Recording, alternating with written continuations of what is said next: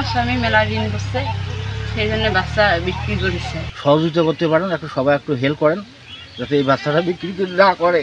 কথা উঠছে, বাচ্চাটা নাতি টাকা পয়সা ইন করছি, মেলা মানসি চায়, ভাত পানি নাই, নদী গঙ্গা অবস্থা, মেলা ইন করছে বেটা, ভাত পানি নাই, ফল ফল কানতে তাড়ে তুলে বিক্রি করছে। খুব ভাব হবে 5 লাখ মাথা বার হয়ে গেছে।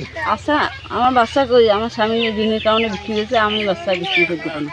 আপনারা সহযোগিতা করলে আমার বাচ্চাটাকে আমি রাখতে পারবো 5 লাখ টাকা। আমি শুনলাম এলাকাবাসীর কাছে যে হাবিবুর নাকি বাচ্চা বিক্রি করবে। আসলাম, শুনলাম যে কী কারণে বাচ্চা বিক্রি করবো, বলে আমার ঋণ দফা মেলা হয়েছে, 6-7 লাখ টাকার আমার ঋণ আবার সুযোগ করছি। এখন কৃষক তো বাঁচে না, কৃষক তো আর বাঁচবে না, এখন বাচ্চা বিক্রি না করিয়া কী করে। এখন বাচ্চার মা তো এই যে বাচ্চাটা দেখতেছেন, এই বাচ্চা এইটা আর বাচ্চার মা এইটা। এখন যারা সহযোগিতা করতে পারেন, একটু সবাই একটু হেল্প করেন যাতে এই বাচ্চাটা বিক্রি না করে।